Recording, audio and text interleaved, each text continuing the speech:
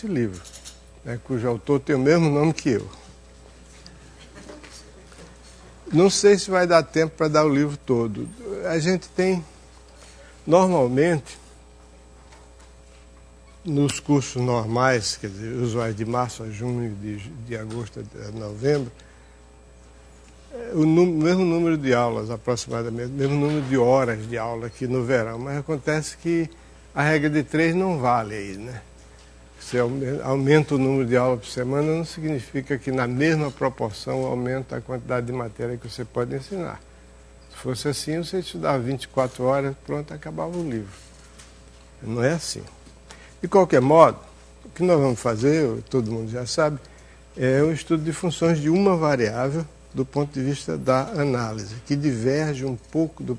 Diverge não, diferencia-se do ponto de vista do cálculo, porque dá mais atenção, mais ênfase à parte de organização lógica da matéria.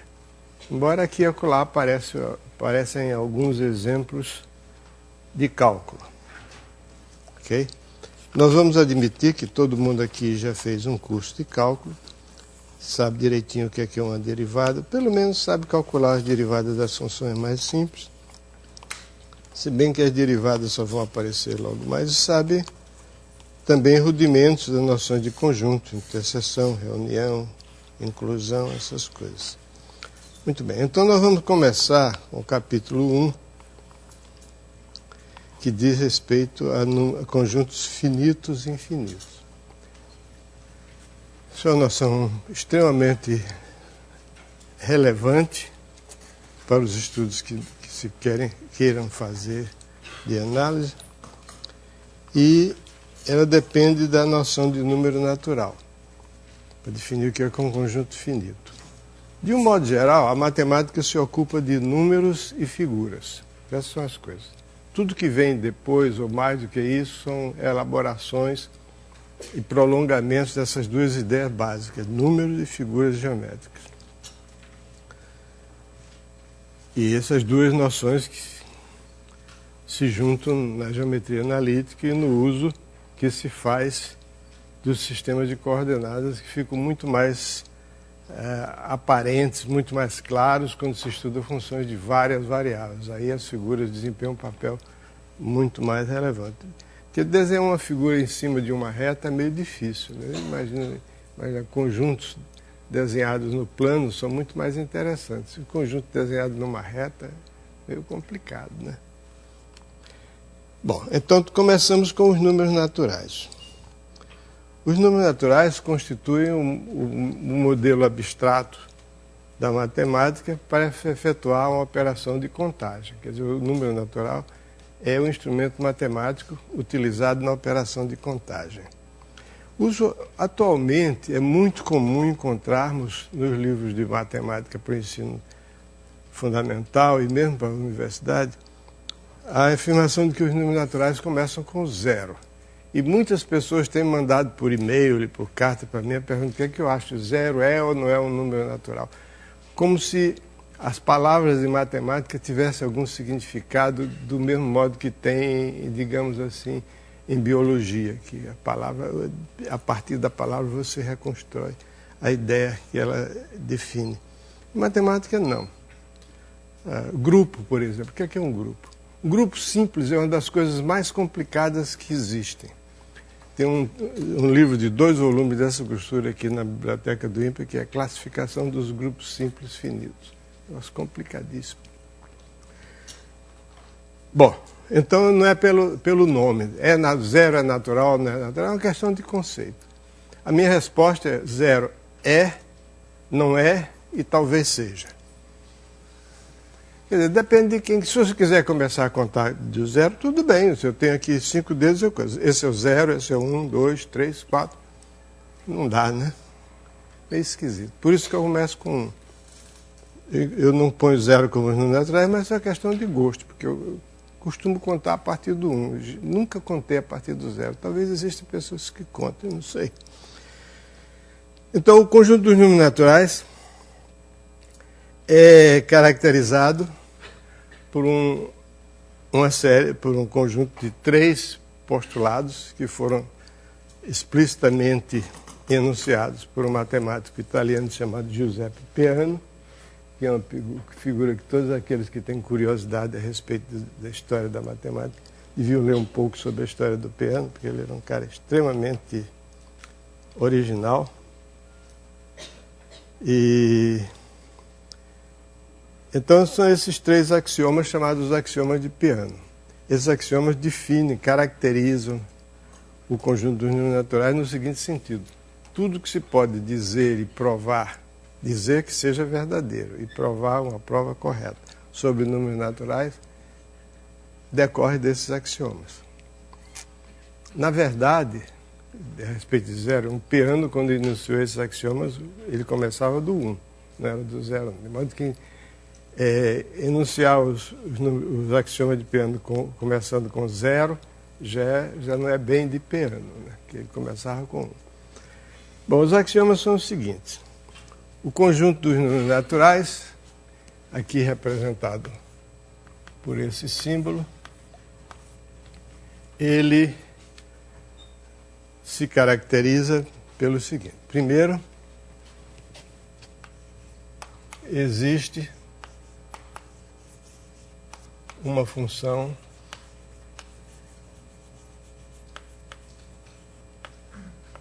injetiva. Injetiva todo mundo sabe o que é, né? Quer dizer que se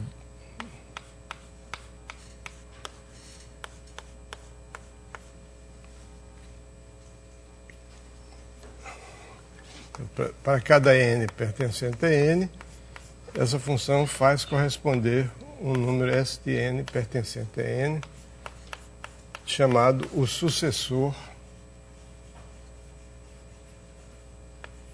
do número n.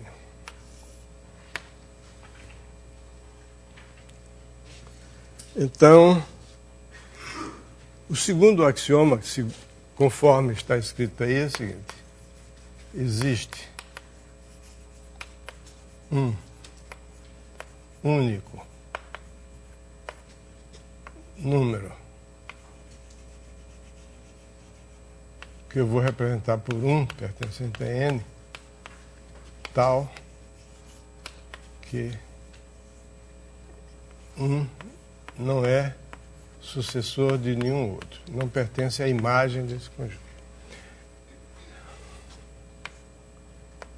Essa palavra único aqui, se eu omitir, se eu pegar um apagador e apagar essa palavra, não vai fazer diferença nenhuma, porque a gente pode provar a partir dos axiomas que esse um é necessariamente único. Mas é mais simples botar logo que ele é único, ele vai ser único mesmo, de qualquer jeito.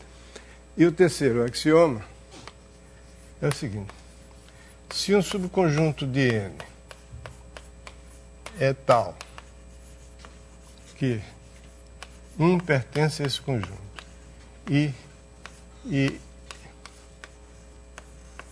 todo número que está nesse conjunto, o seu sucessor também está, então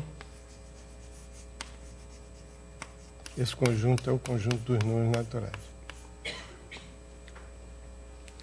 Essa é a maneira mais, assim, digamos assim, formalista de descrever os axiomas de Peano. Agora, em linguagem mais familiar, mais íntima, a gente pode dizer o seguinte: o axioma 1 diz que todo número tem um sucessor. O axioma 2 diz que tem um único número que não é sucessor de nenhum outro. Ele tem sucessor, mas nenhum número é sucessor, ele não é sucessor de ninguém. E a terceira diz que se o número contém 1 e contém o sucessor de cada um dos seus elementos, então esse conjunto, se um conjunto contém o número 1 e contém o sucessor de cada um dos seus elementos, então esse conjunto é o conjunto de todos os números naturais. Ou seja, isso significa dizer que todo número natural pode ser obtido a partir de 1, tomando o sucessor do sucessor do sucessor do sucessor, etc. O problema está no etc. Etc não é uma expressão matemática. Então, essa é uma forma extremamente habilidosa de dizer matematicamente que todo número natural pode ser obtido a partir de 1, iterando a função S o número finito de vezes. Agora, normalmente a palavra finito, que não está definida, que a gente vai definir daqui a pouco. Ok? Então, esse aqui é o axioma que tem mais relevância, mais destaque, mais utilidade. É o chamado axioma da indução, que inclusive é muito utilizado nas demonstrações do chamado método de demonstração por indução. A gente quer provar uma propriedade, prova que essa propriedade vale para todos os inteiros, a gente prova que essa propriedade vale para o número 1 e, admitindo que valha para n, vale também para o seguinte de n, que mais tarde a gente vai substituir esse S de n por n mais 1, porque por enquanto ainda não defini o que é mais. Ok? Acontece que propriedade, vocês devem saber, né, é uma coisa que significa conjunto, porque é o conjunto dos elementos que gozam da propriedade. Então, a teoria dos conjuntos, ou chamada teoria dos conjuntos, eu não gosto dessa palavra, dessa expressão, não é uma palavra, é uma expressão. Teoria dos conjuntos existe, é uma teoria belíssima da matemática, mas o que a gente faz quando a gente estuda cálculo, análise, matemática elementar, não é teoria dos conjuntos, coisíssima nenhuma. É linguagem de conjuntos. A linguagem de conjuntos é útil porque ela substitui a noção de conjunto substitui as noções de propriedade, de condições. O conjunto dos elementos satisfazem uma certa condição, ou que tem uma certa propriedade, tudo isso é substituído pela palavra conjunto. Até o século XIX, mais ou menos, não se utilizava como se utiliza hoje no dia a dia a ideia de conjunto em matemática. Qual a vantagem de usar? É que conjuntos possuem uma álgebra que as propriedades e as condições não possuem, ou se possuem é complicada. Qual é a álgebra? Reunião, interseção, complementação, inclusão. Então essas coisas tornam a noção de conjunto muito mais maleável, muito mais fácil de utilizar do que a noção de propriedade e de condição. Mas todo conjunto é definido por meio de uma propriedade, ou de uma condição, ou série de condições. Tá? Muito bem. Então esses são os axiomas de Peano.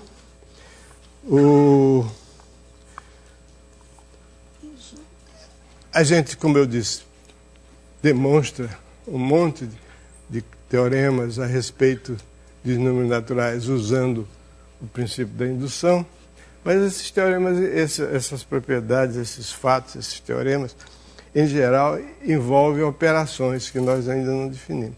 Mas aqui tem um exemplo de uma demonstração muito simples, de um fato muito simples que ilustra o emprego da indução, que é provar que nenhum número natural é igual ao seu sucessor. Porque quando você tem uma função de n, nada impede que o S de n seja igual a n. Em princípio, não. Mas diante dessas hipóteses aí, a S de n não pode ser igual a n. Sn é sempre diferente de n. Isso a gente vê por indução. Porque S de 1 não pode ser igual a 1, porque o 1 não é sucessor de ninguém. E aí a gente põe, se S de n não é igual a n, então S de n mais 1 também não é igual a n mais 1. Porque se S de n mais 1 fosse igual a n mais 1, S de n seria igual a n. Né? E por quê? Porque essa é injetiva. Injetiva quer dizer, se dois números têm o mesmo sucessor, eles são iguais. Então, S de n não é igual a n para nenhum n. Está claro isso? Eu falei rápido demais. Uma coisa que a gente precisa criar logo esse hábito é o seguinte: me interrompam a qualquer momento quando não estiverem entendendo uma coisa. Tá?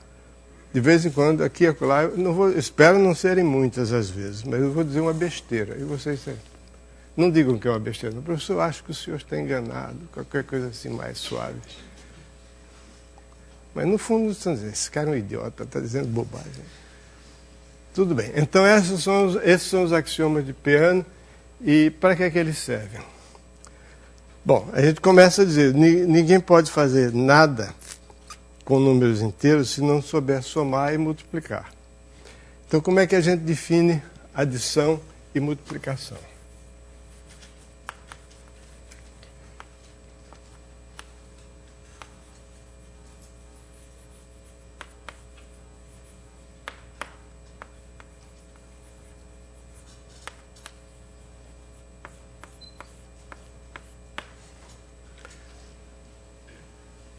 A definição de adição e de multiplicação, as definições se fazem utilizando indução. Quer dizer, se você quiser adição e multiplicação. Por definição, se você quiser somar um, você toma o sucessor. Isso a gente aprende quando é menino, né? 3 mais 1, 4. 4 mais 1, 5. E se eu souber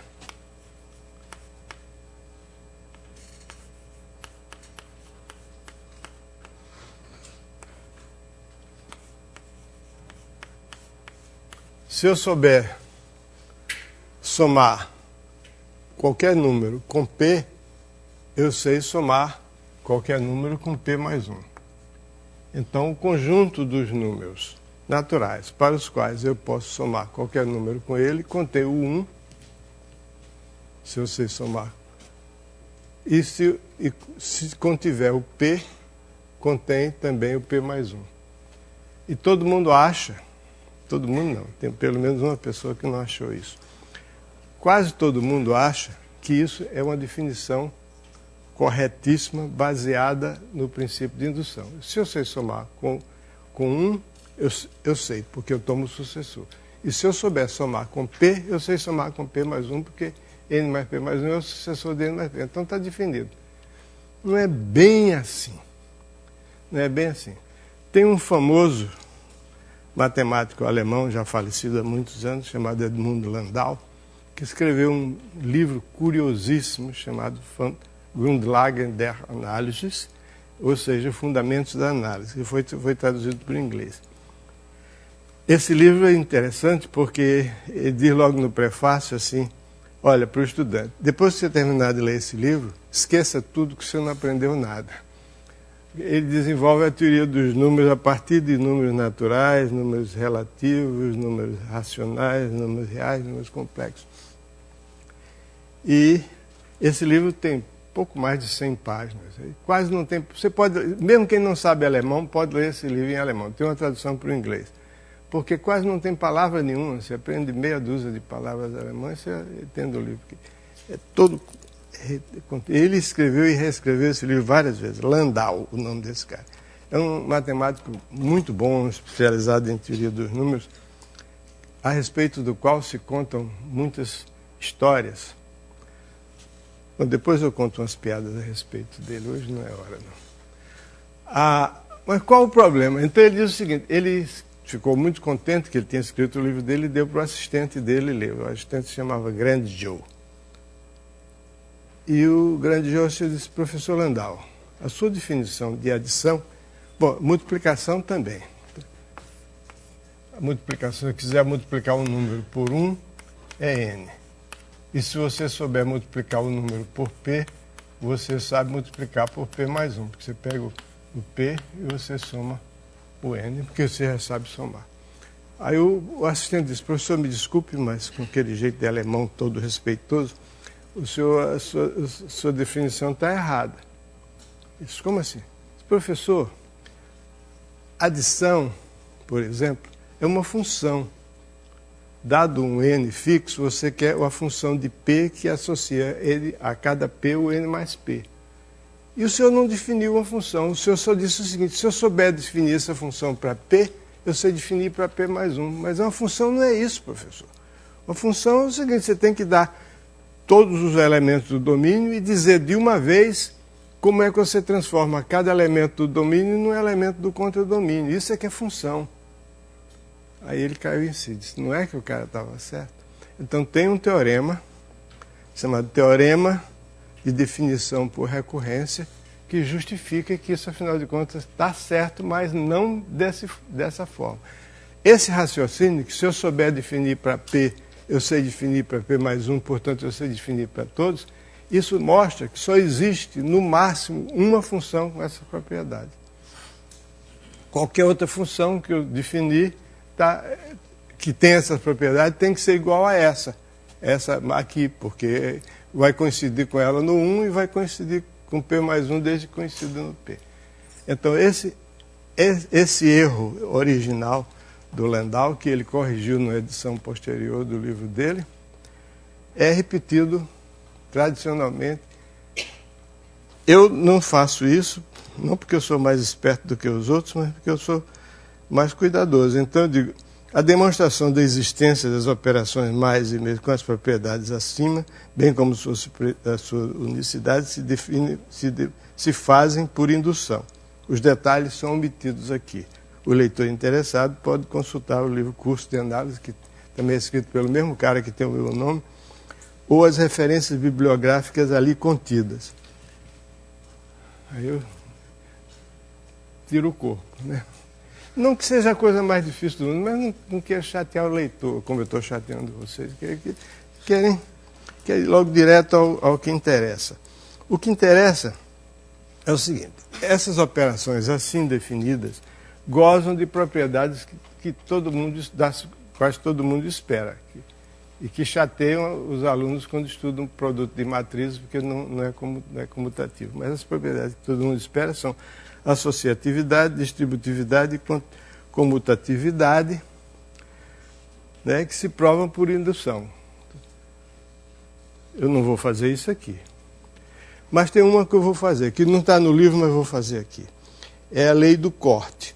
É que se M mais N é igual a M mais... Se M mais N é igual a M mais P, então N é igual a P. Quer dizer, essa operação é associativa. Essas operações são ambas associativas, comutativas,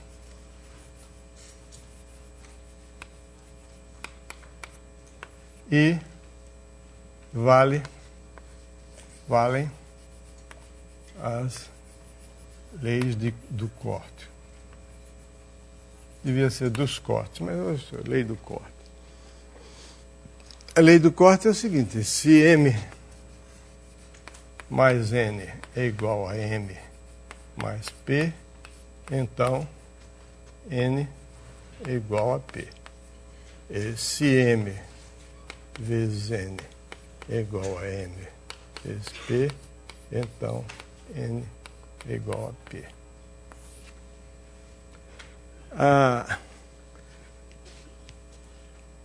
Vou demonstrar só essa aqui. Isso aqui, na verdade, é uma extensão da injetividade da operação de sucessor. A operação de sucessor é injetiva, quer dizer, dois números que têm o mesmo sucessor são iguais. Então, isso é verdade para M igual a 1, porque se N mais 1 é igual a P mais 1, então M é igual a P. N é igual a P porque N mais 1 é o sucessor de N. Então, isso é verdade. E se for verdade para um certo número, M, é verdade também para M mais 1, pelo mesmo argumento, que novamente você passa por indução, pelo fato de que a operação de sucessor é uma operação, a função sucessor é uma função injetiva, quer dizer, bionívoca. Agora, por que eu estou destacando? A da multiplicação é um pouquinho mais chata de demonstrar, mas também sai assim, mas eu vou direto para o que interessa, que é a propriedade que é equivalente à indução e que é de grande utilidade nos problemas de matemática, que é a chamada boa ordenação.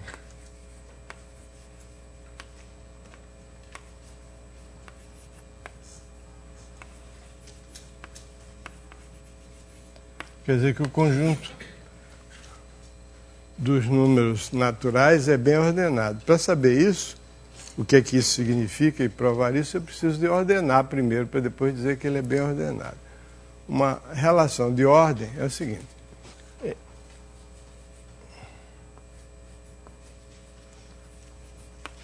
Definição.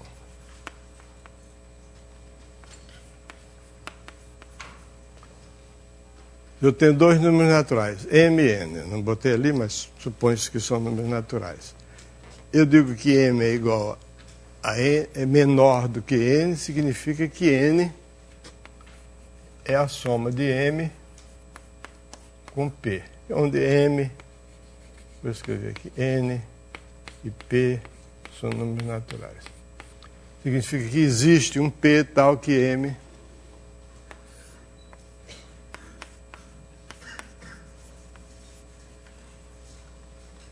Então, essa aqui é a definição de menor do que. Então, um conjunto se chama bem ordenado quando ele possui, qualquer subconjunto dele possui um primeiro elemento, quer dizer, um elemento que é menor do que todos os outros. A gente está habituado com conjuntos que tem sempre um menor, pega o menor deles, mas nem sempre tem. Por exemplo, o intervalo aberto 0, 1 não tem menor elemento. O menor seria 0, mas 0 não está lá. Não tem menor elemento. O conjunto dos números inteiros, positivos e negativos, não tem menor elemento. O menor elemento seria o quê? Não tem. Mas o conjunto dos números naturais é bem ordenado. Isso significa o seguinte: todo conjunto não vazio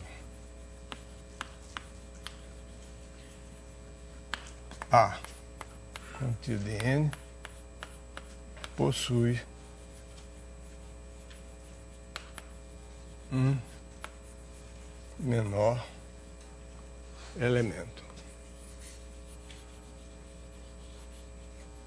Quer dizer, se A não é um conjunto de números naturais que não é vazio, então existe um elemento de A que é menor do que qualquer outro elemento de A.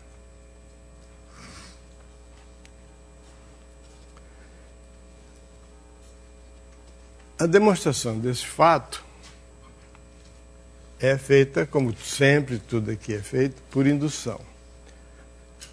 A demonstração por indução,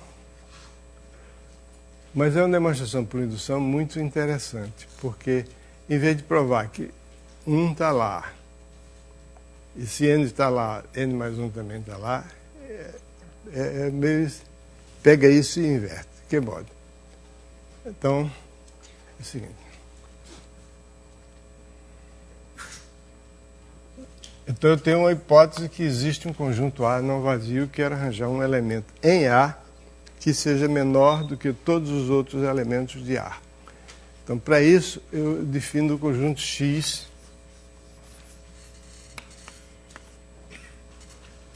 o conjunto de todos os números naturais n, tais que IN está contido em n menos A. Espera aí, você vai dizer, o que é IN? IN é o seguinte: IN é o conjunto de todos os números naturais de 1 até n.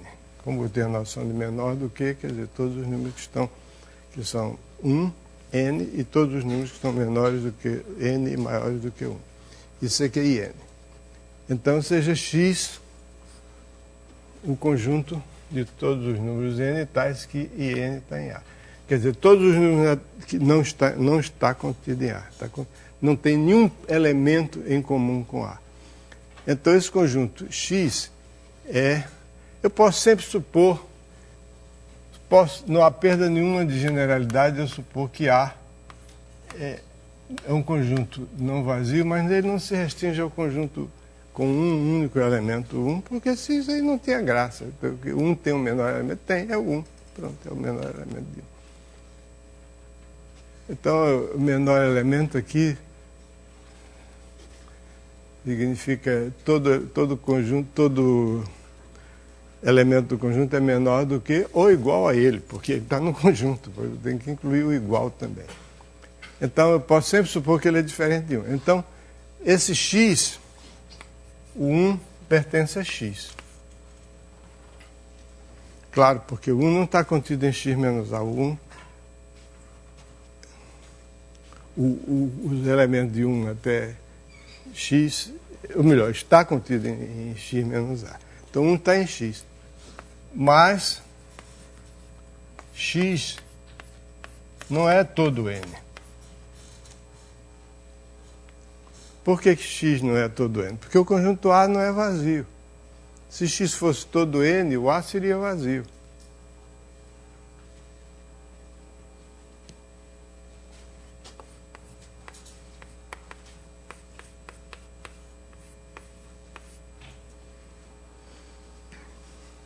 É disso que eu gosto dessa demonstração, porque ela pega o princípio da indução e usa de uma forma diferente.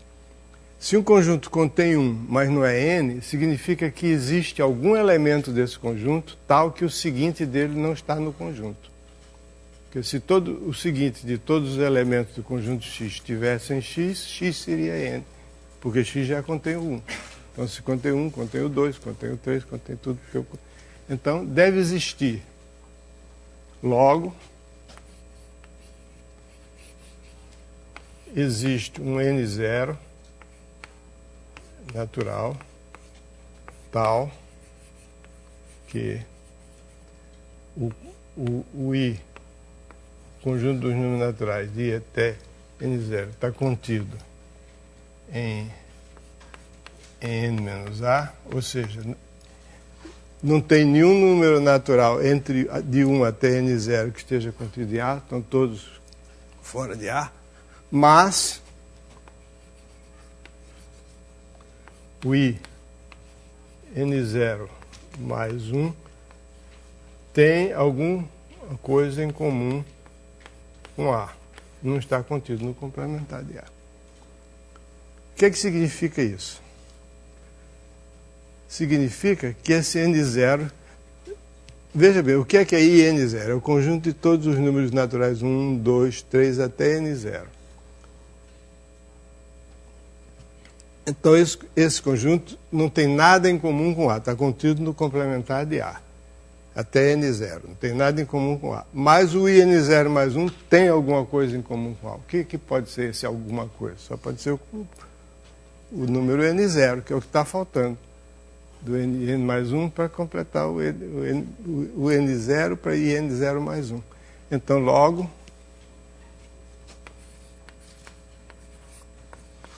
o N0 mais 1 pertence a A e é o menor elemento de A. Ok? Porque se tivesse algum elemento de A que fosse maior do que ele, então o N0 mais 1 não estaria, o N0 não estaria em A. Esse não estaria em X. Essa é a demonstração que tem no livro. Ok. Como é que é? Em vez de A diferente de 1 seria 1 está em A, porque se a gente pegasse A igual a 2, a demonstração não funcionaria. Eu não vi direito o que você falou. Em vez de A diferente de 1, seria 1 está em A. É a mesma coisa. A. Porque no caso, se o A for 2, não está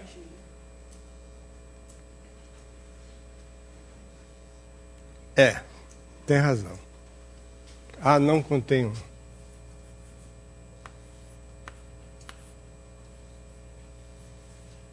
Ou seja, 1 não pertence a A. Isso quer dizer? Porque se 1 pertencesse a A, o 1 seria... Obrigado. Muito obrigado pela sua contribuição. Deixa eu ver se isso aqui está errado. No livro está 1 pertencente a A. Parece que você leu o livro. Eu não li. Você leu. Estou brincando. Muito bem. Não é A... diferente de 1, isso está certo. Aí essa demonstração que está no livro. Agora você, não sei se você notou que essa demonstração está incompleta. Não está errada, está incompleta. Notou?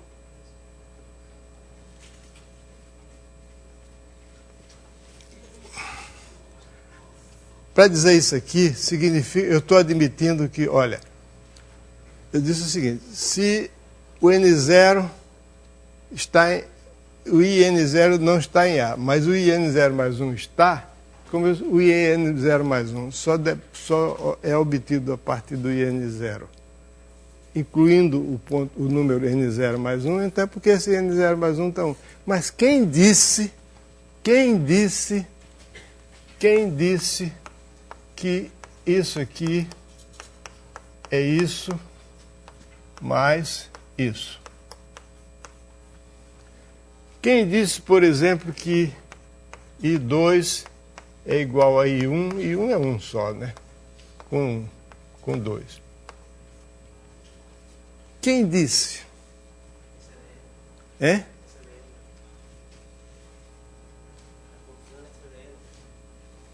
Não, é? E daí? Quem garante que entre 1 e 2 não tem nada? Quem garante que não existe nenhum número que seja maior do que 2 e maior do que 1 e menor do que 2? Os axiomas não dizem isso, mas é um teorema. O teorema é o seguinte, para saber, eu utilizei aqui esse fato. Ok?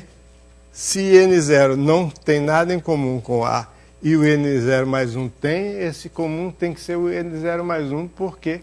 Porque o IN0 mais 1 é o IN mais o número N mais 1. Mas isso significa dizer que não existe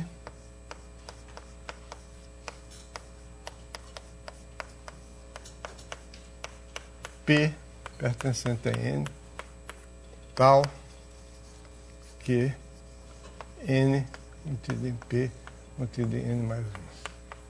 Qualquer que seja N.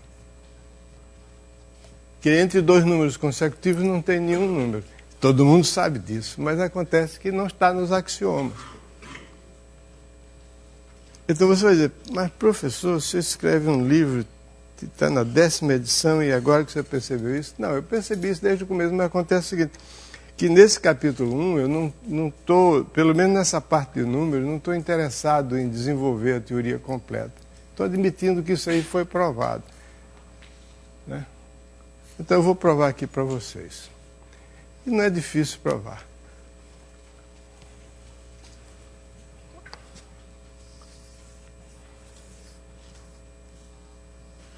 Por que não existe nenhum P? Não é nada do outro mundo. Estou fazendo um bicho de 7 cabeças, o negócio é muito simples. Porque se existisse um P entre N e N mais 1, esse P, por ser maior do que N, teria que ser igual a N mais Q. E o N mais 1, por ser maior do que P, significa que N mais 1 é igual a P mais um certo R. Ou seja, que é igual a N mais Q mais R. Ok? Não é isso? N mais 1 é igual a P mais R, que é igual a N mais Q mais R. Então, teria o seguinte aqui, cortando o N aqui e o N aqui, esquece isso daqui do meio. Esquece isso. Só fica com os dois extremos. Eu corto, pela lei do corte, eu teria o quê? Que 1 é igual a Q mais R. Isso é um absurdo. Por quê? Porque pela definição de adição, todo resultado de uma adição, seja ele somando 1, ou seja ele somando qualquer coisa, o resultado dá sempre o sucessor de algum número. O 1 não é sucessor de ninguém. Então isso não pode acontecer. Então é essa coisa que está faltando. Aliás, está como exercício esse fato, que não existe nenhum número entre P e P mais 1, ou entre N e N mais 1. Está claro? Mas então, todo conjunto não vazio possui todo conjunto de números inteiros não vazio, de números naturais não vazio, tem um menor elemento. Isso é uma coisa que a gente usa para demonstrar teoremas no lugar da indução. Na verdade, também é um exercício aqui que diz que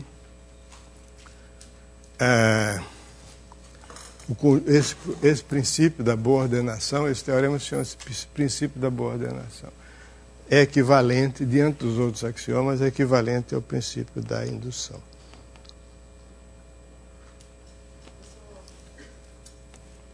Diga.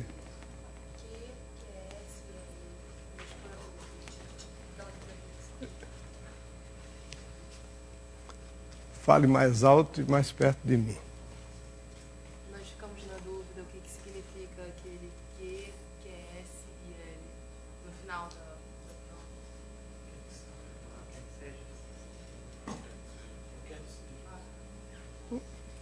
Acabou a dúvida? A minha continua, mas o que interessa é a sua. Muito bem. Então, isso é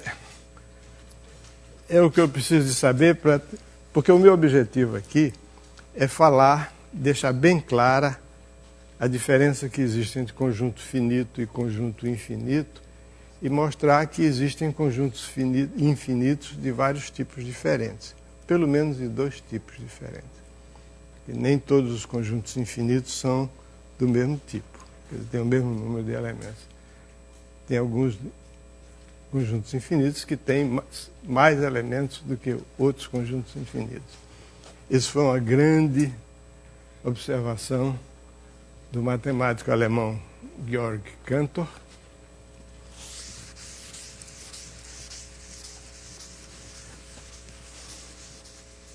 Mas a primeira pessoa que observou uma peculiaridade estranhíssima à primeira vista dos conjuntos infinitos não foi um matemático, foi um físico, aliás, um físico extraordinário, chamado Galileu Galilei. Vou chegar lá e eu digo qual foi a observação de Galileu. Bom, então o que é um conjunto finito?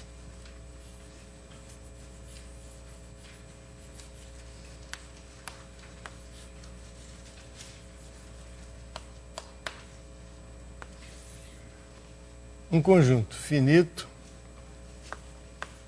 é aquele que admite uma bijeção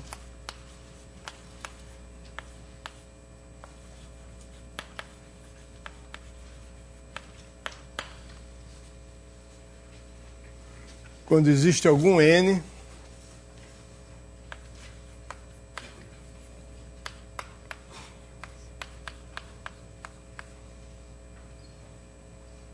existem 2 coisas, um número n e uma bijeção.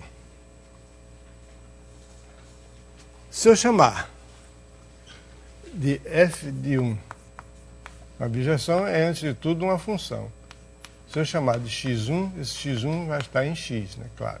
F de 2, eu chamo de x2 e assim por diante. F de n é igual a xn.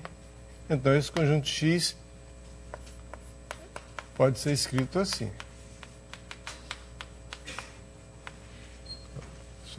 A imagem. Isso é uma bijeção, significa que esses xn são todos os elementos de x e, além disso, se i é diferente de j, xi é diferente de xj.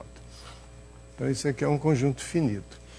Então, nesse caso, esse n chama-se o número de elementos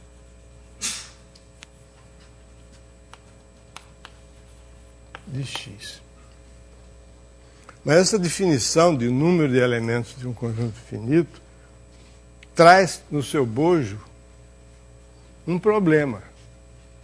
Quem me garante que eu não posso ter uma bijeção de x com um m, com m diferente de n? Quando a gente é pequeno, ou quando tem filho pequeno, eles aprendem a contar, a gente ensina para eles assim, garoto, conta aqui, ele conta, e você embaralha as coisas de novo. Agora conta de novo para ver se está igual. Agora você já mexeu, agora não está igual. Não. Mas dá. Aí ele vai contar e vê que é ou ele ou ela, no meu caso ela, só tenho filhas. Então, pai, deu a mesma coisa. Então tem um teorema de matemática sobre isso, mas não vou ensinar, né? O teorema é o seguinte, essa f aqui chama-se uma contagem. Tem nada a ver com o município de Contagem, perto de Belo Horizonte. é uma contagem. Então, duas contagens diferentes levam ao mesmo resultado. Isso é um teorema muito importante. Não importa como você conte, dá a mesma coisa. A observação de Galileu foi o seguinte, e nós vamos ver aqui que um conjunto, primeira coisa a observar para mostrar que duas contagens diferentes levam para o mesmo resultado, é mostrar que um conjunto não pode, um conjunto finito, não admite nenhuma objeção com um subconjunto dele, subconjunto próprio. E o nosso querido amigo Galileu fez a seguinte observação, tipo ovo de Colombo. Pega o conjunto dos números naturais, 1, 2, 3, 4, 5. Aí pega o conjunto dos números pares, 2, 4, 6, 8, 10, etc. É evidente que o conjunto dos números pares é um subconjunto próprio do conjunto de todos os números naturais. Então, a ideia inicial é que você tem que ter o dobro de números naturais sobre números pares. No entanto, existe uma bijeção entre o conjunto de todos os números naturais e o conjunto dos números pares. Ou seja, você tem um subconjunto próprio com o mesmo número de elementos que o conjunto todo. Então aí já começou a despertar a ideia de que para conjuntos infinitos as coisas que a gente está habituado a ver não se aplicam assim tão ingenuamente. Né? Um dos axiomas de Euclides, o famoso livro dele, Os Elementos, uma obra magistral, diz que o todo é maior do que qualquer uma de suas partes. Não é. Né? Porque o todo, isso aqui é uma parte, que sobra outra parte mais do mesmo tamanho dela e dá o mesmo número de elementos. Então, a primeira coisa que a gente vai mostrar a respeito de números de conjuntos finitos é que não pode acontecer isso com um conjunto finito. Ou seja,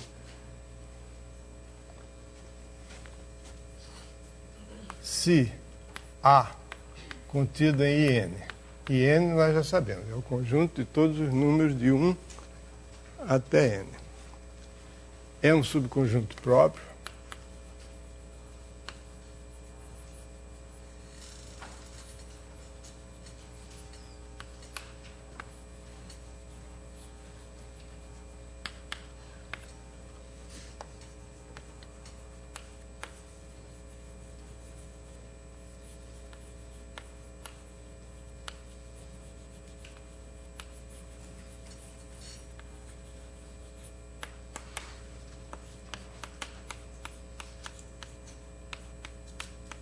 Não pode haver uma bijeção entre A e N.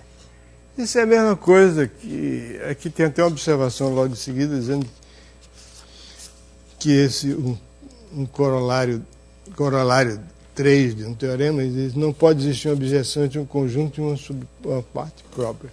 Pensa aqui, tanto faz com IN como qualquer um, porque IN tem bijeção com um conjunto finito. Não pode haver uma objeção. E aqui a demonstração que está feita no livro, que é a minha demonstração favorita, é que é por absurdo. Quando a gente vai demonstrar as coisas sobre números naturais usando boa ordenação, a gente sempre faz por absurdo. Suponha por absurdo que o teorema seja falso e seja N0 o menor número natural para o qual existe um subconjunto próprio de IN0 e uma bijeção desse conjunto próprio sobre N. Suponha, por absurdo, que o teorema seja falso.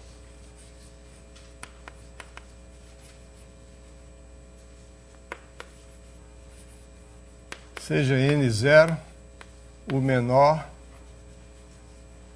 número natural para o qual existe de uma bijeção F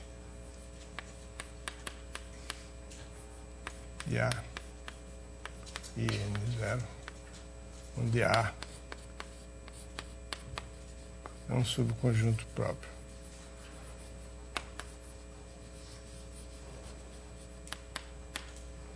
Evidentemente,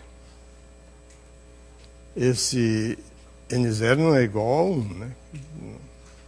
Não pode.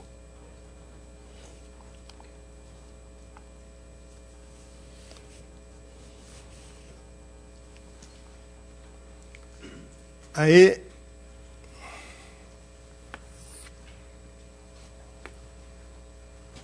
pode acontecer duas coisas. Primeiro, N0 pertence a A. Aí a gente tem logo uma contradição, porque se N0 pertence a A, nada me impede de supor que essa bijeção ela transforma a... Bom, se N0 pertence a A, então existe algum A minúsculo tal que F de A é igual a N0, aí... Não, se N0 pertence a A, então significa que A é um subconjunto próprio de N0, então esse A está contido em N0 menos 1.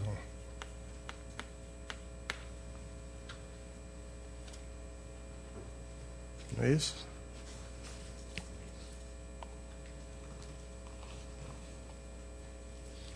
Não. Não é isso que eu quero. Não é isso que eu quero. Hoje eu recebi um e-mail de uma pessoa que dizia que assistiu todos os vídeos do curso de análise no RN que eu dei e que elogiava a minha didática. Eu acho que ele estava puxando meu saco, mas que não tem nada de extraordinário a minha didática. Aí eu respondi para ele o seguinte: espero que você tenha percebido que nessas aulas eu me enganchei várias vezes. Eu faço isso porque eu não preparo as aulas decoradamente. Eu simplesmente dou o que é que eu vou falar hoje e tal. E confio demais no fato de que fui eu que escrevi o livro. Se eu que escrevi o livro, então eu me lembro de tudo. Acontece que eu escrevi esse livro há quantos anos? Sei lá. Há 20 anos atrás, sei lá. Então...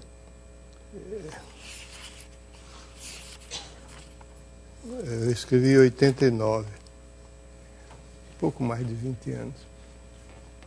Então, às vezes eu me embanando, né? Eu esqueço, será que foi assim que eu fui? Além disso, naquela época, 20 anos atrás, eu era muito mais esperto do que sou hoje. Né? Então, o que é que eu digo? O seguinte, aqui, eu vou ter que fazer uma colinha aqui. Tem duas hipóteses. A primeira é que N0, primeira possibilidade, o N0 pertence ao conjunto A.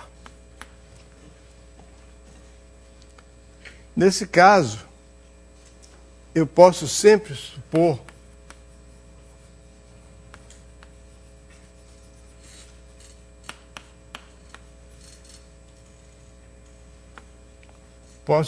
admitir que F de N0 seja igual a N0. N0 está em A, então ele tem uma imagem, a imagem dele é outro elemento do conjunto IN0. Eu tenho, então, aqui eu tenho a seguinte.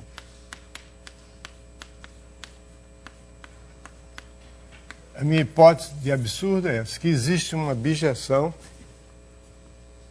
sobre um subconjunto próprio.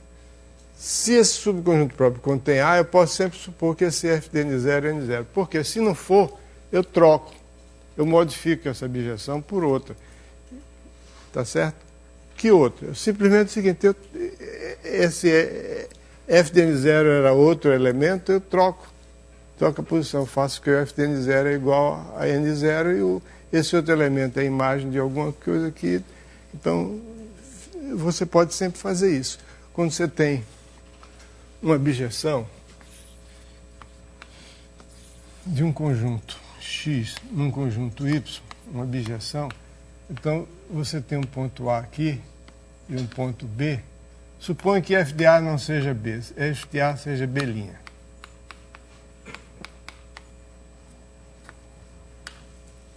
Isso aqui é uma bijeção. Você quer que o f de A seja B, mas o f de A não é B, é B'. Então o que você faz? Você faz uma bijeção de Y em Y que leva o B' em B.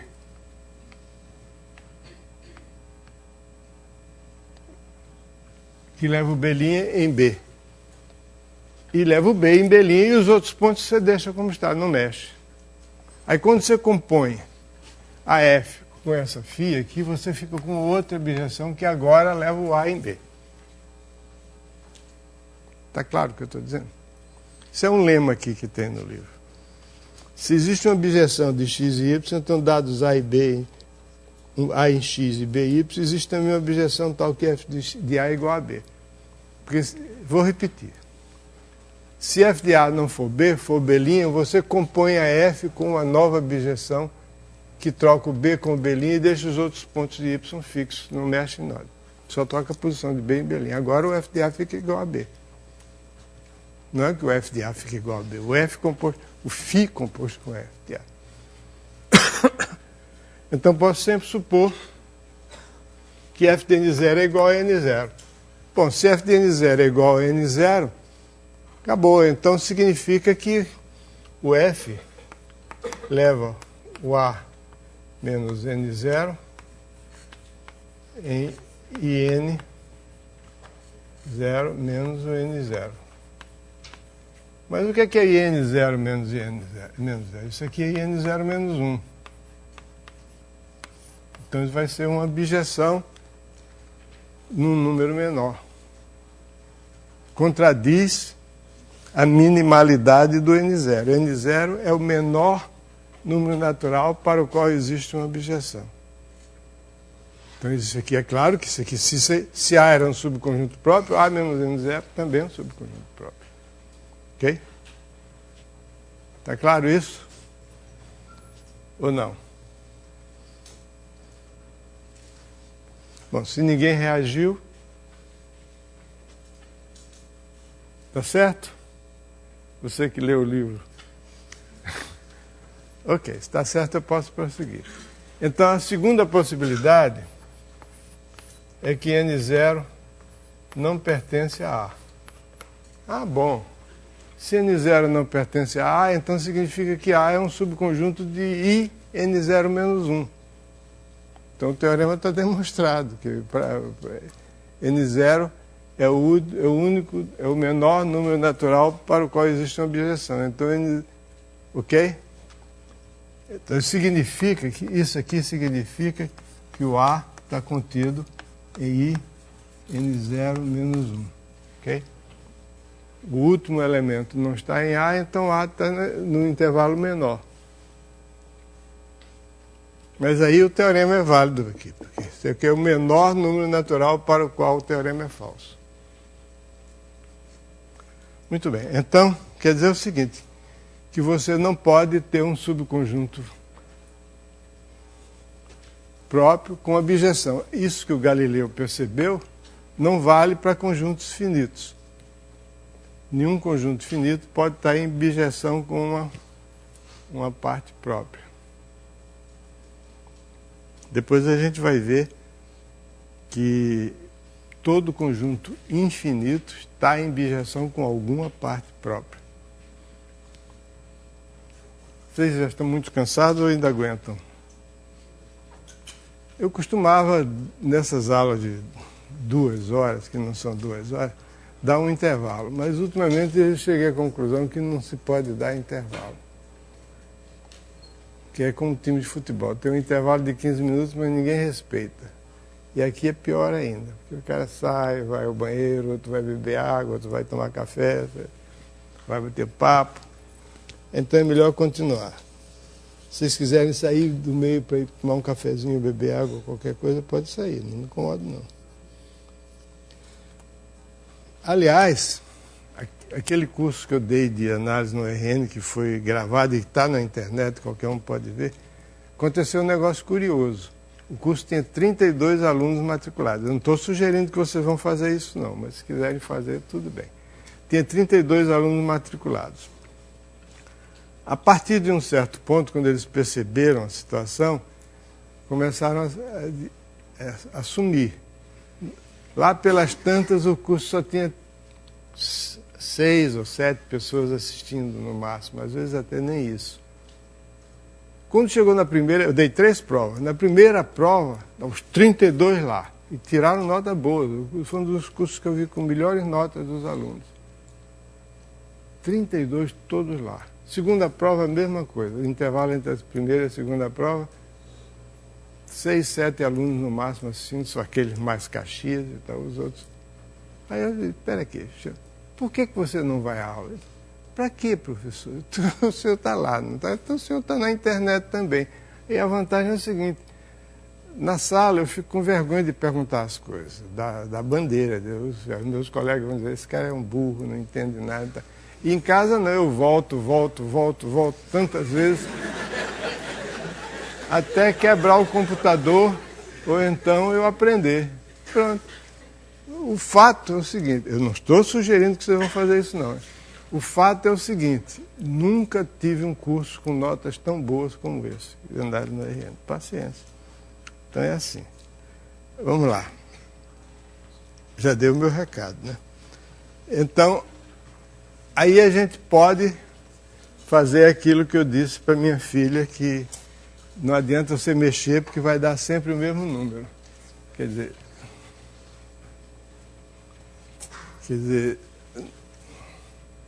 se existir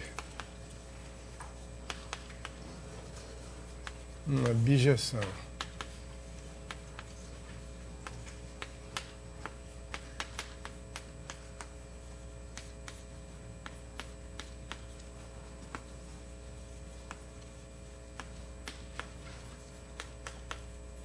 ou seja qual for o modo de contar, dá sempre a mesma coisa, porque a contagem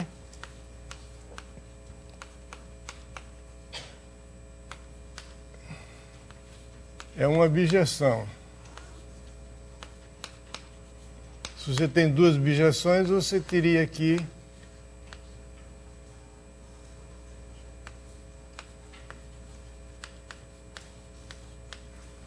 seria uma bijeção também. Se M fosse diferente de N, isso aqui teria uma bijeção. Ok? Bom, aqui está claro, porque se você tem IN, você tem uma bijeção, então você tem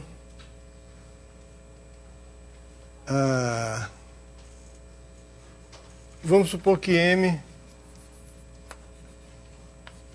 seja diferente de N. Se não é igual, é menor, um é menor do que o outro, eu chamo o menor dos dois de M. Vamos supor que M seja igual a N. Isso aqui seja uma bijeção, isso não pode acontecer. Porque aí o A igual a F de EN é um subconjunto de M, é um subconjunto de... A imagem de F é um subconjunto de N. Esse subconjunto está em bijeção com IM, então não pode ser um subconjunto próprio. Então a F tem que ser... esse conjunto tem que ser todo IN. Mas aí, peraí, todo IN, claro que se é uma bijeção tem que ser todo IM. Eu estou dizendo besteira. Mais uma vez, está vendo?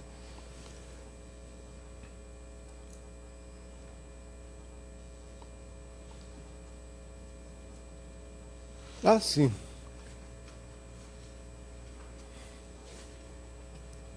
Tá certo. Não estou dizendo besteira, não. Só não estou entendendo o que eu estou dizendo. Se tiver M menor do que N, não pode existir uma bijeção, porque se existisse uma bijeção, esse conjunto aqui seria um subconjunto próprio do F inverso de A em M,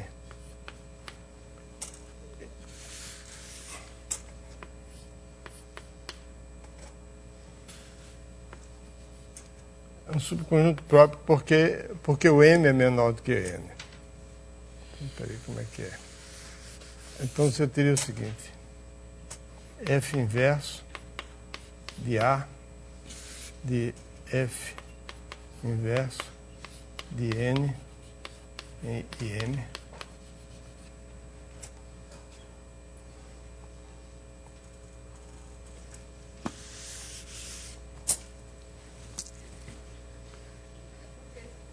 não pode estar na cara, porque o IM é um subconjunto do IN. Pronto, não precisa dizer nada. Ok. Bom, tem mais umas coisas aqui. Todo subconjunto de um conjunto finito é finito.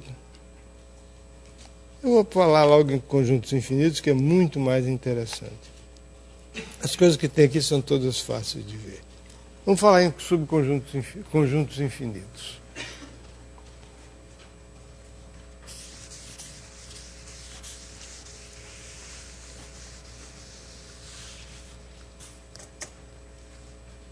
Conseguiram entender, apesar da minha confusão?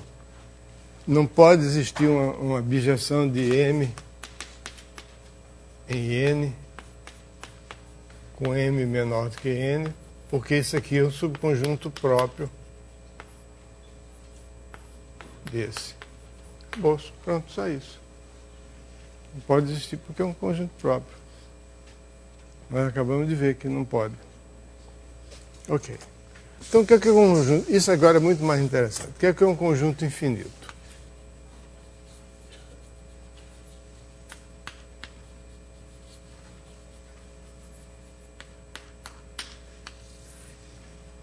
É simplesmente aquele que não é finito. Ponto. Ou seja, um conjunto finito significa X. Não existe uma bijeção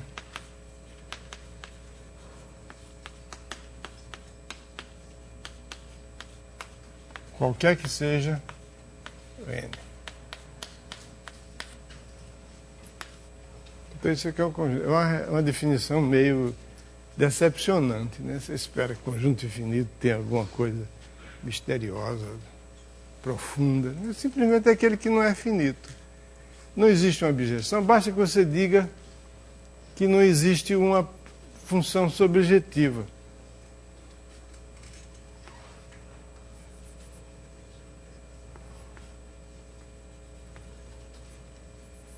Isso é interessante observar isso.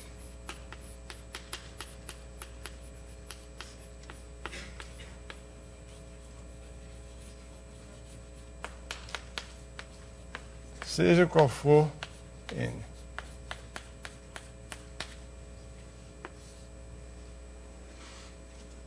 Está claro isso?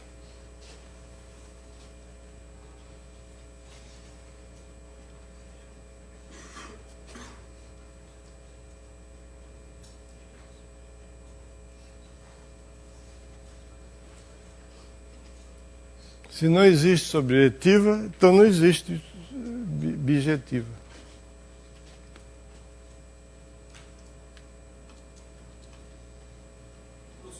Oi. Por que o senhor decidiu, então, colocar no livro bijeção? Para simplificar a vida do leitor. Vou botar como exercício que não existe.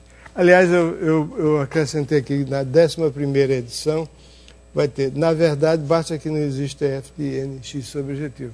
Por que ficar insistindo muito nessas coisas? Basta saber que é verdade, pronto. Porque se existisse uma f sobrejetiva, existiria uma f também injetiva, não de n, mas num subconjunto de n. Mas todo subconjunto de n é finito, então... Deixa eu explicar um pouquinho mais isso aqui. Quando a gente tem uma função sobrejetiva,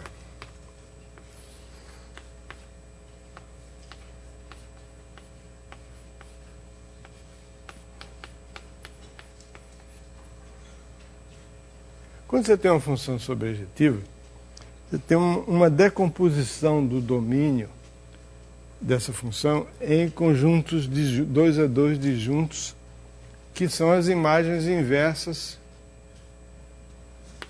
aqui. Para cada ponto aqui, você toma a imagem inversa daquele ponto. Como a função é sobrejetiva, essa imagem inversa não é vazia. Para qualquer y você tem um conjunto. Então, esse conjunto x aqui da função sobrejetiva, ele fica decomposto em subconjuntos não vazios, que são os conjuntos, digamos assim, são as superfícies de nível da função f. Todos os pontos que estão no mesmo subconjunto, todos vão no mesmo elemento. Então, habituado com a noção de curva de nível, superfície de nível, é quando você tem uma função do plano na reta, por exemplo, as curvas de níveis da função são os conjuntos dos pontos que são transformados no mesmo ponto, que é o nível daqueles pontos. Então, aqui são as superfícies de nível, digamos assim. Aí você imediatamente, quando você tem uma função sobrejetiva, você escolhe em cada um desses conjuntos, você escolhe um ponto aqui, um ponto aqui, um ponto aqui, ponto é o elemento. Um elemento.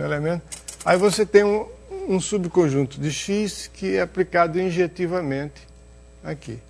Então, se você tivesse um subjetivo, você tinha um subconjunto do IN que seria aplicado injetiva e sobrejetivamente, porque todos os y estão representados aqui.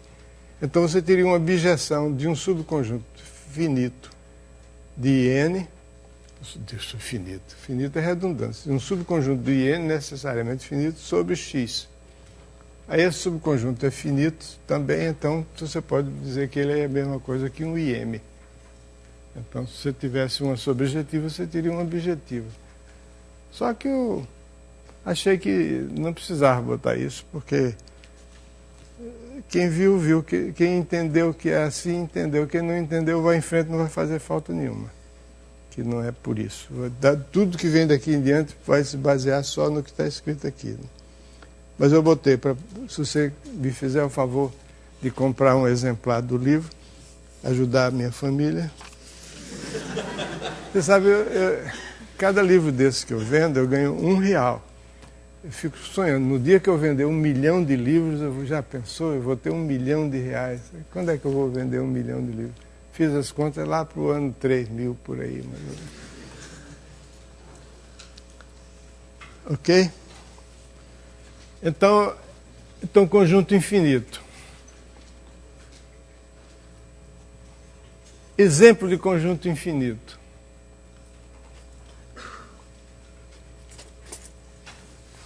Qual é o primeiro exemplo de conjunto infinito?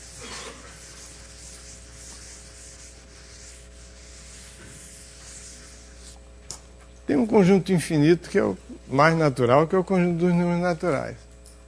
E esse aí tem uma bijeção sobre uma parte própria, de modo que ele não pode ser finito. Se ele fosse finito, ele não poderia admitir uma bijeção sobre uma parte própria. Então ele é infinito. Mas tem uma forma mais simples, mais direta e mais útil de mostrar que n é infinito, que é o seguinte, que um subconjunto dos números naturais é finito se e somente se é limitado.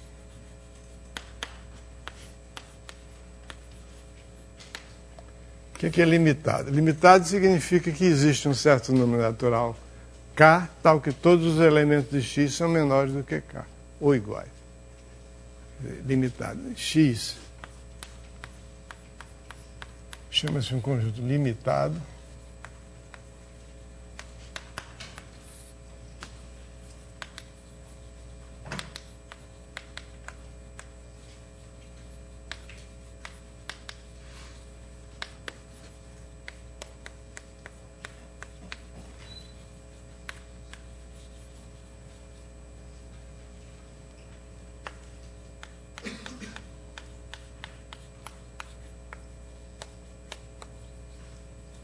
que é maior do que ou igual a todos os elementos daquele conjunto. Então, um conjunto, por exemplo, nós vamos estudar aqui, estudo dos números naturais é aritmética, nós vamos estudar análise, então nós vamos estudar o conjunto dos números reais. Então, limitado lá, essa coisa aqui não vale. O intervalo aberto ou fechado, o intervalo limitado, ele não é finito. Mas aqui é importante saber isso. Então, o conjunto é finito se somente se é limitado. Então tem se e somente se. Vai para um lado e para o outro. Quer dizer, suponha que x seja finito.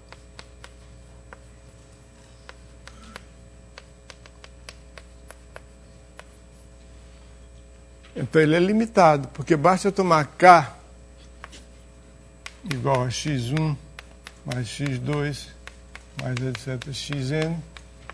Aí todos os números pertencentes a x são menores do que k. Então ele é limitado. Reciprocamente. Ali não é n pertence a x na definição de limitado? O quê? Se um conjunto x é limitado, aí você fala que um n pertencente a n. E não seria n pertencente ao x. Não, existe um k pertencente a n. Então, sim, aqui, não é? Obrigado. Quer dizer, tem pelo menos uma pessoa prestando atenção aqui. Valeu. O conjunto não é vazio. As pessoas que estão prestando atenção. Não é bem prestando atenção. Que não levam fé cega em quem está falando. Fala, mas acredita com o pé atrás. Está certo. Matemática é isso. Então, se x é finito, então x é limitado. Reciprocamente, se x é limitado, x é finito. Porque então isso significa que se x finito implica x limitado. Reciprocamente, se x é limitado, então x é finito. Por quê? Então todos os elementos de x são menores do que algum k, então x está contido nesse ik. E ik é o conjunto de todos os números que são menores do que k. Menores ou iguais. Então, todo elemento de x está contido em esse coisa. Se x está contido em k, então x é finito. Porque todo subconjunto de um conjunto finito é finito. Ok?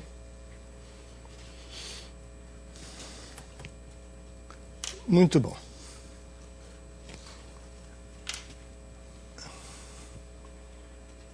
Outra coisa interessante a respeito de conjuntos infinitos, a gente vai ver pelo menos uma coisa interessante aqui, agora, daqui a pouco, sobre conjuntos infinitos, que é mostrar que existem infinitos de vários tipos diferentes.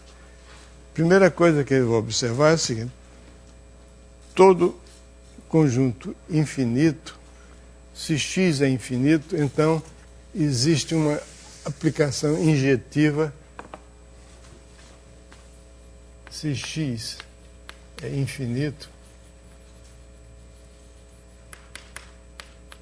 então existe f.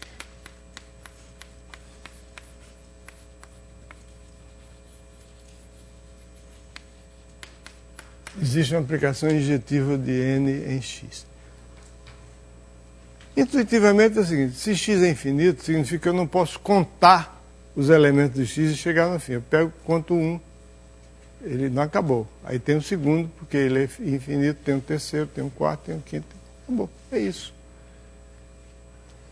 Então, para demonstrar esse teorema, que é um teorema bastante intuitivo e claro, né, a gente faz uso de um princípio que, se eu fosse uma pessoa que levasse ao pé da letra a lógica, a matemática, eu levo ao pé da letra no sentido que eu não cometo absurdo, mas eu não me preocupo com os fundamentos. Não é bem lógica a matemática, é fundamento.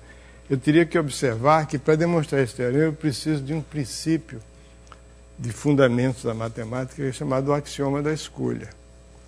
O axioma da escolha diz o seguinte: se você tiver uma família infinita de conjuntos, você pode escolher em cada um deles um elemento. Conjuntos não vazios. Então você pode... Quer dizer, o axioma da escolha dá a você a liberdade de você escolher elementos num conjunto não vazio. Não vazio significa que existem elementos, mas escolher isso tudo de uma vez.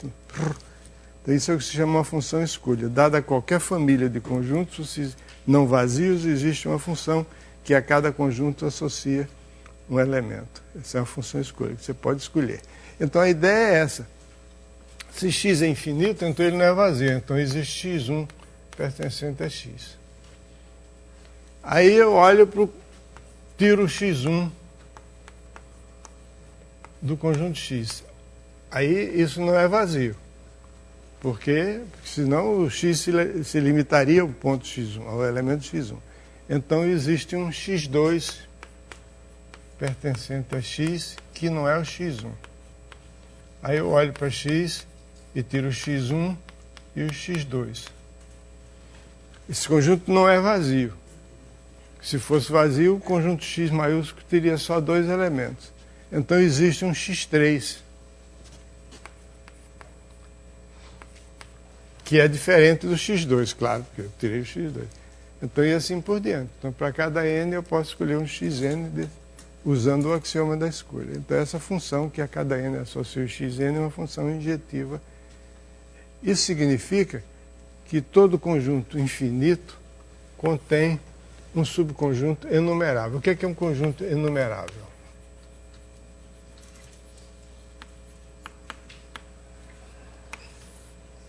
Significa que ou x é finito. Sim, eu esqueci de dizer, o conjunto vazio está incluído entre os conjuntos finitos, aliás. A gente inclui o conjunto vazio para evitar exceções, né? O conjunto vazio é finito, pronto. Ou x é finito, ou existe uma bijeção entre x e n.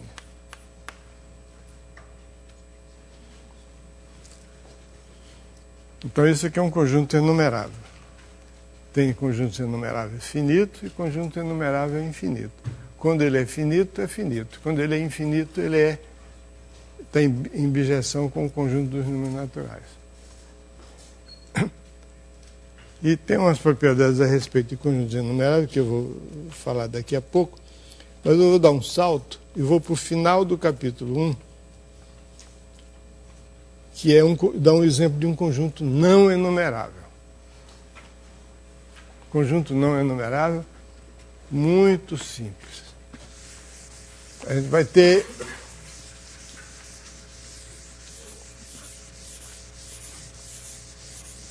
fatos a respeito de conjuntos enumeráveis, mas é preciso ver que existem conjuntos que não são enumeráveis. O conjunto... Bom, vamos mostrar primeiro... Bom, está dado um exemplo, uma definição. X enumerável. Então a gente tem que dar... Toda vez que dá uma definição, é obrigação moral você dar exemplo de coisas que cumprem aquela definição e coisas que não cumprem aquela definição. Que cumpre é para mostrar que você não definiu o conjunto vazio. E que não cumpre significa que não é verdade que tudo seja aquilo que você falou. Então vamos dar um exemplo de um conjunto que seja enumerável. Bom, o exemplo mais banal é o conjunto dos números naturais. O conjunto dos números racionais. A impressão que a gente tem é que há muito mais números racionais do que números naturais. Mas o Galileu já nos ensinou, olha, não vá nessa história de há mais do que porque contém, então é mais, que nem sempre é verdade. E tinha razão. Nem sempre é verdade. Existem tantos números racionais quanto números naturais. E a gente vai provar isso simplesmente estabelecendo o seguinte. Primeiro, se você considerar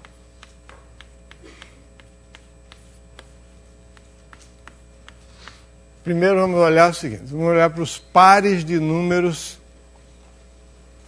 naturais. o conjunto de todos os pares de números naturais é o conjunto n produto cartesiano por n. Um elemento de n produto cartesiano por n é um par. Olha que coisa curiosa.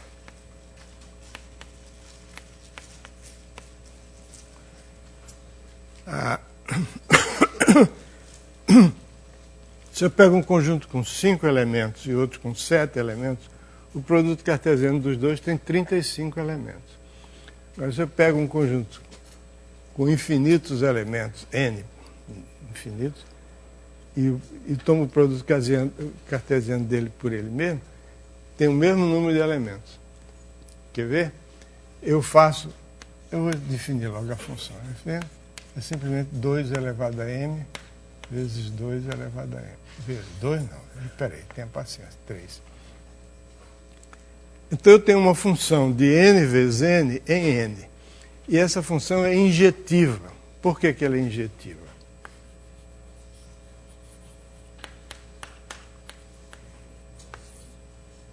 Por causa da unicidade da decomposição de um número natural em fatores primos. Eu já estou usando um pouco de aritmética, mas todo mundo aqui fez o curso primário, eu suponho. Ou não? Estou errado? Acho que sim, né? Então essa função é injetiva.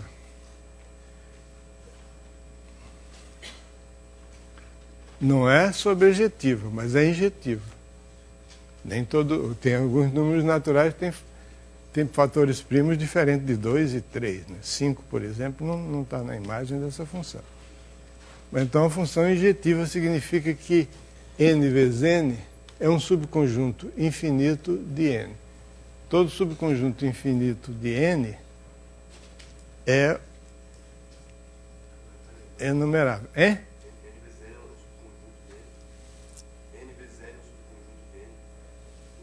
N vezes n é um subconjunto de n? Não. Não. Claro que não. Claro que não. Eu disse isso. Perdão. Eu disse isso. Bom, está gravado. Se eu disse, eu vou ver. N vezes n é um subconjunto de n. Eu devia estar delirando. Né? Eu disse o seguinte, que f de m é uma função injetiva, que a imagem dessa função é um subconjunto de n. Então, n vezes n está em correspondência biunívoca, né? Existe uma bijeção entre n vezes n e um subconjunto muito reduzido de números naturais. São aqueles números que só têm fatores primos 2 e 3. Eu podia ter escolhido 5 e 7, ou qualquer par de números primos que eu quisesse, teria uma função injetiva. Então, isso garante que n vezes n é um conjunto enumerável. Porque todo subconjunto de um conjunto enumerável é enumerável.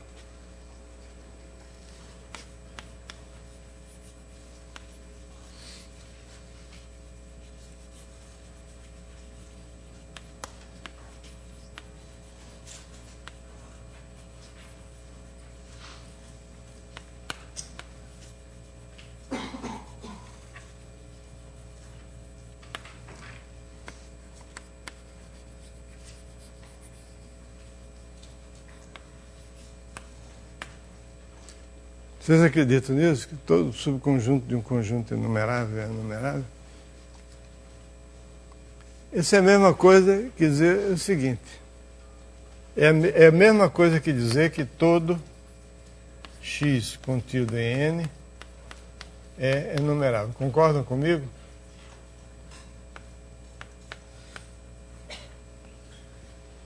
É a mesma coisa. O conjunto enumerável, em termos de número de elementos, é a mesma coisa que n. É um conjunto que está em bijeção com n. Por quê? Se x é finito, claro que ele é enumerável. Se é infinito, então ele tem, seja como for, ele tem um menor elemento. Esse menor elemento eu chamo de x1.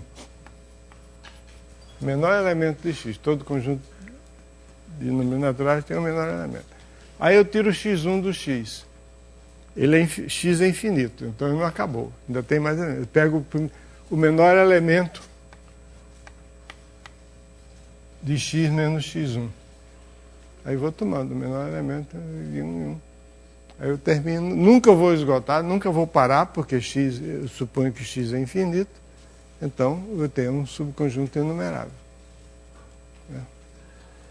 Isso é...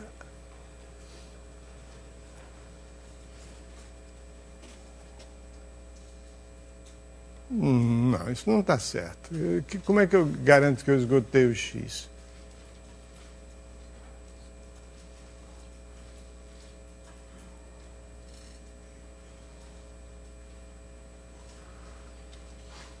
Eu peguei o menor elemento, depois peguei o menor elemento do que resta, depois peguei...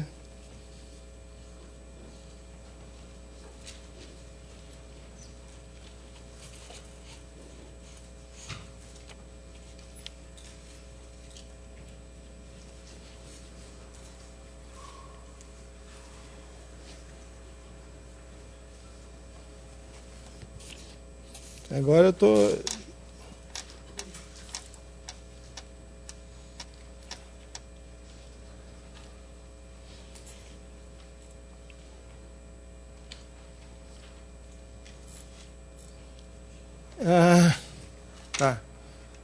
Tá certo. Eu era realmente mais esperto do que eu sou hoje. Esse, então, vou repetir o que eu estava dizendo. Todo subconjunto do conjunto enumerável é enumerável. Então, seja um x subconjunto de n, quero provar que é enumerável. Se o x for finito, acabou. Se x for infinito, vamos raciocinar agora assim. Eu pego o menor elemento de x, x1. Como x é infinito, então tem mais algum elemento que não é o x1. Então, x2, etc, etc, xn. Então, para cada n, eu escolho aqui. Então, o conjunto de todos esses elementos aqui é o x.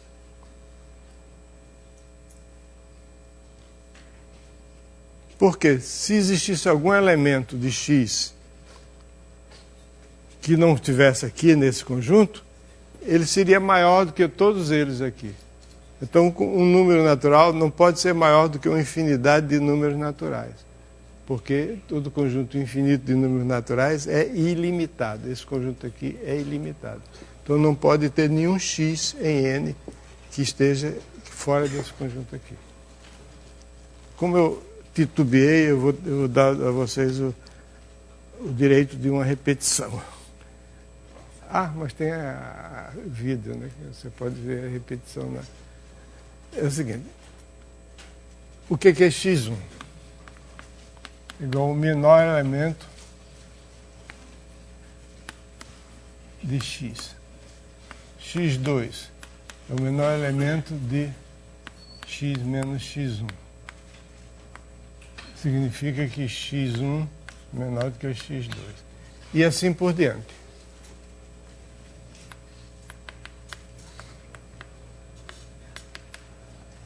Se tivesse algum k pertencente a x que não estivesse aqui entre esses,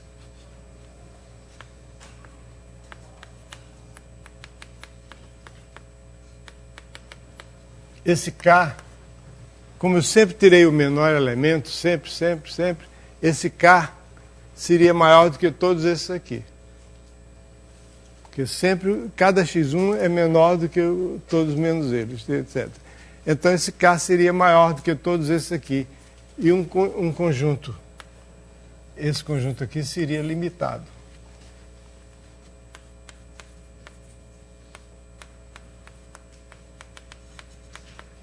Maior do que todos esses, então esse conjunto seria limitado. E um conjunto de números naturais, conjunto infinito de números naturais, não pode ser limitado. Um conjunto de números naturais, é por isso que aquele teoreminha parece banal, mas vai ser utilizado muitas vezes aqui logo adiante quando a gente estudar sequências. Conjunto infinito de números naturais não pode ser limitado. Tem que ser ilimitado. Quando estiver acabando a fita, aí você me avisa, tá? Que aí eu... O que eu estava falando? Todo subconjunto de um conjunto enumerável é enumerável. Ok. E daí? Então, significa que esse f, a imagem de n vezes n, por essa função, é enumerável.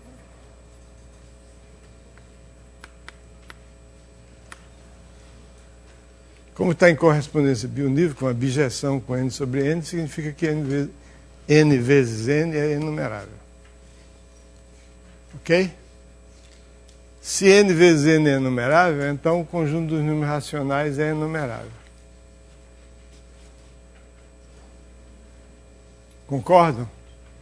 Não digo que concordam só para se livrar de mim, não, porque eu ainda tenho mais alguns minutos. Então, Q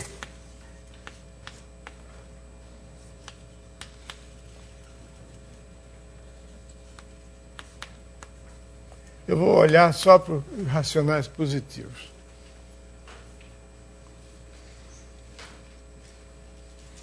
Por enquanto, nós só olhar só. O que é Q?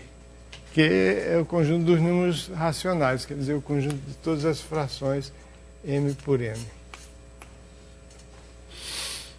Então, existe, naturalmente,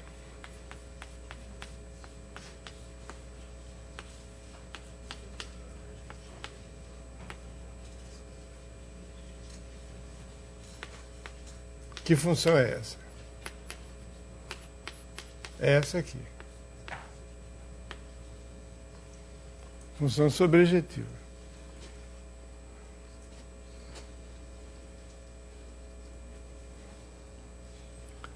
Toda vez que você tem uma aplicação sobrejetiva de um conjunto enumerável sobre outro, esse outro é necessariamente enumerável. Por quê?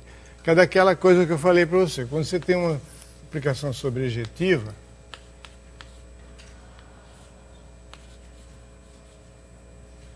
então você pode, para cada um elemento aqui, olhar para a imagem inversa dele. Não é vazia, porque a função é sobrejetiva. Então você toma para cada um deles a imagem inversa, e essas imagens inversas vão preencher o domínio. Então você tem vários números, vários pares de números que dão o mesmo número racional. 2,3 é um par, 4,6 é outro par, que na imagem é a mesma coisa, 2/3 e 4/6 são iguais. Mas, de qualquer modo, quando você tem uma função sobrejetiva, então você pode escolher para cada fração, digamos, a sua forma irredutível. Aí sim, aí é bijetiva. Porque você escolhe para cada fração a sua forma. É uma maneira de você escolher a sua forma irredutível, é uma maneira de você escolher em cada um elemento da imagem inversa. A função é essa: mn vai em m sobre n. Oi. Quando você escolhe um elemento desse subconjunto, você está usando o axioma da escolha? Estou. Não tenho o menor escrúpulo de usar o axioma da escolha. Nós temos o livre-arbítrio. Todas as religiões, não sei as outras, mas todas as denominações cristãs admitem que o livre-arbítrio é uma coisa dada por Deus para o homem. Então ele tem o livre-arbítrio. Eu posso escolher. Mas existe uma outra maneira de... Mesmo os ateus acreditam no axioma da escolha. Mas existe alguma maneira, sem usar o axioma da escolha, de você criar uma função subjetiva e transformar um subconjunto sendo... Não. Depende da função. Se você tiver uma função bem definida e tal, você pode escolher o menor elemento. Se você, por exemplo, tiver uma função sobrejetiva definida no conjunto dos números naturais, aí você escolhe para cada elemento da imagem inversa de y o menor. Para cada y, o menor elemento da imagem... Desculpa. Para cada y, o menor elemento da imagem inversa de y. Aí você tem não está usando o axioma da escolha, você está usando uma forma bem definida. Então, se você tiver, por exemplo, aqui nesse caso, você pode usar, pode dispensar o axioma da escolha, dizendo que eu escolho a fração irredutível. Pronto, só tem uma. né? O número racional só tem uma fração irredutível que o representa. Ok? Então o conjunto dos números racionais é enumerável. Mas eu prometi dar um exemplo de um conjunto não enumerável. E não dei, né? Mas o exemplo é tão bonitinho e tão simples que é o seguinte. E usa um argumento que a gente vai encontrar algumas outras vezes, que é o chamado argumento da diagonal, que foi inventado por Cantor. Que é o seguinte, você imagine um conjunto X que é formado assim. Os elementos de X são todas as sequências de zeros e uns. Um elemento de X é uma sequência assim, tipo 0, 0, 1, 0, 0, 0, 1, 1, etc. Sem nenhuma regra. Todas as sequências possíveis.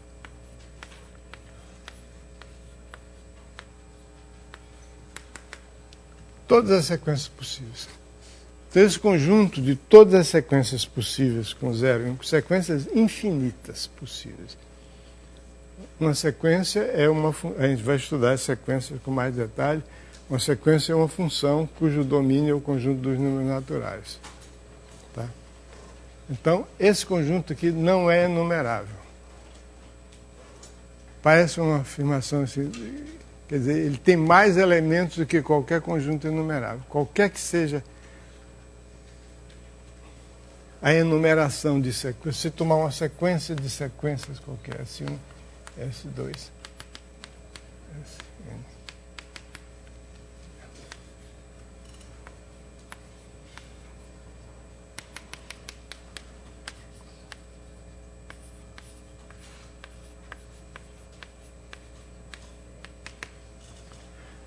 Qualquer que seja, isso aqui é um matemático inglês chamado Geoffrey Hardy, um dos grandes matemáticos do século XX, uma vez disse o seguinte, que o raciocínio por absurdo é comparando a matemática com o jogo de xadrez.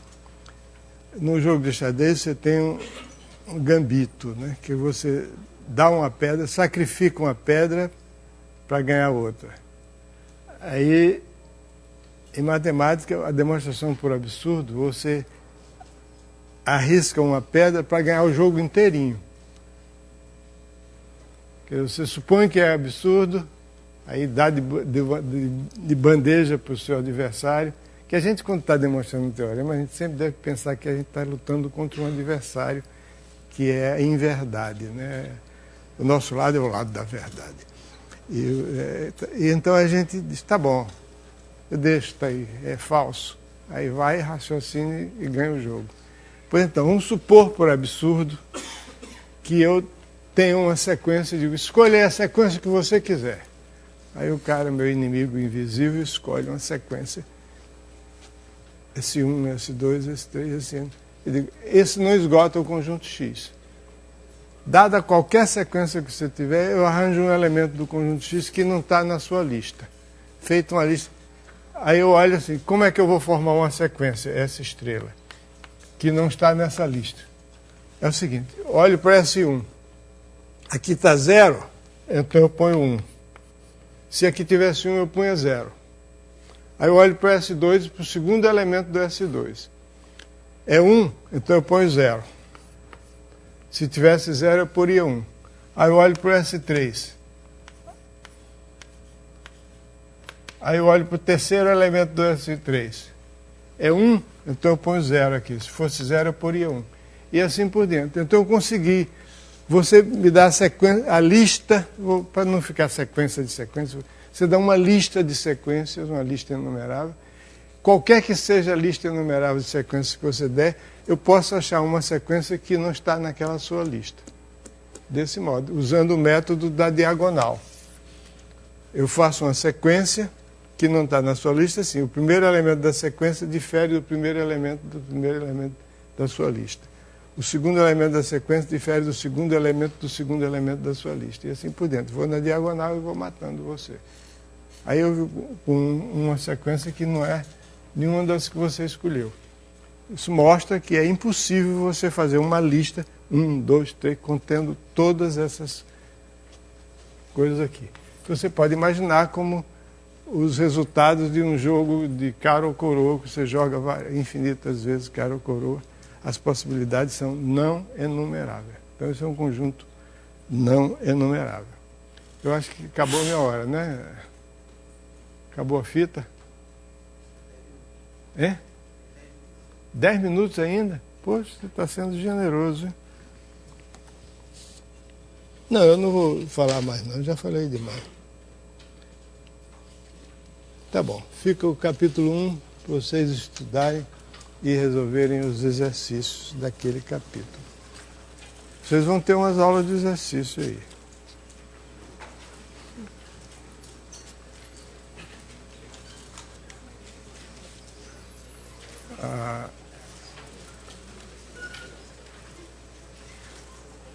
Não estou vendo a Suzana. Suzana está aí? Suzana que vai dar as aulas de exercício para vocês. Oi.